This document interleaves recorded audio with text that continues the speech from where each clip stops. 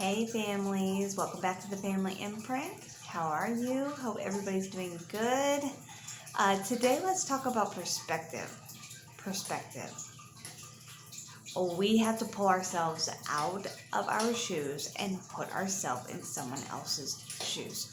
Put ourselves in their mind frame. See things from their point of view in the lens of their eyes. Because it will make such a difference. It'll make a world of difference on how angry you get, how upset you get, and how understanding you can be, and how much better you can be at solving problems because you're looking at things through the lens of somebody else. Everybody doesn't see everything like you are.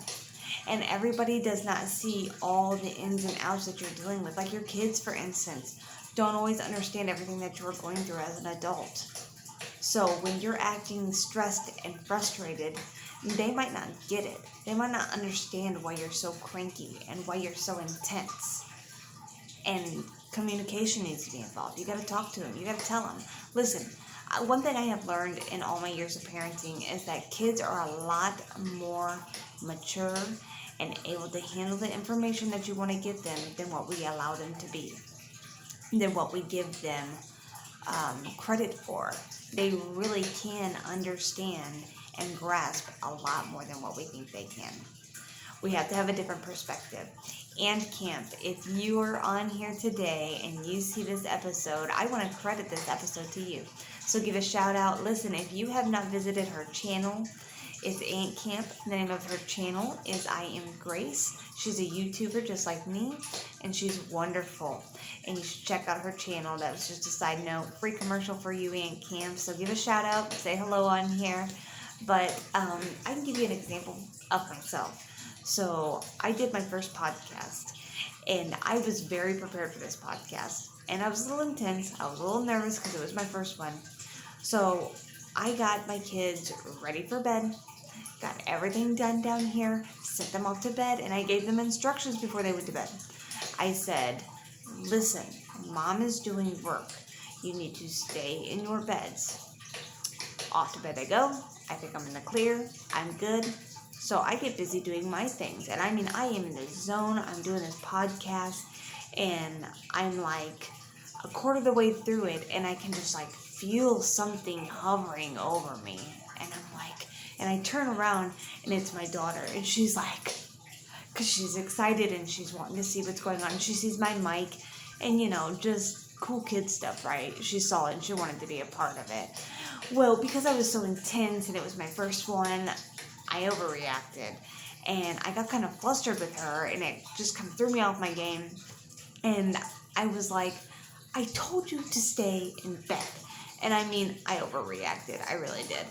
And you could just see it in her face that she felt really bad that she had messed up my podcast, And so off to bed she went.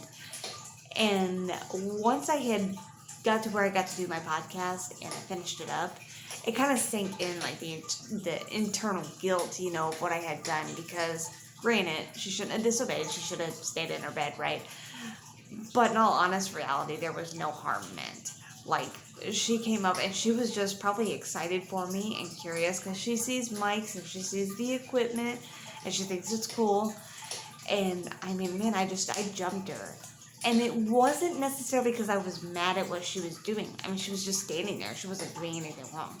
It's because I was intense. Because I'm on a mission and I'm trying to do something. And it feels like every single step that I'm taking is like, it's like fighting a tornado. You know what I mean? Like, when you're like in a process and you're trying to complete something and it just feels like everything is coming against you, And so you're very tense, and that's kind of where I was.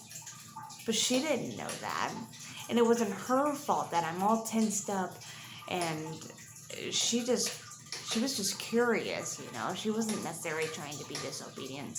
So anyways, by the time I was done and I was able to sit and like process what had just happened, like the guilt set in, and it was like, wow, she did deserve that.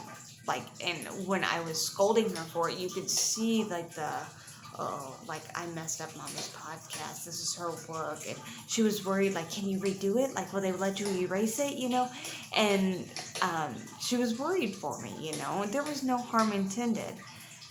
And so I had to sit back and I had to put myself in the lens and see it through my child's eyes of, yeah, mom's wrong.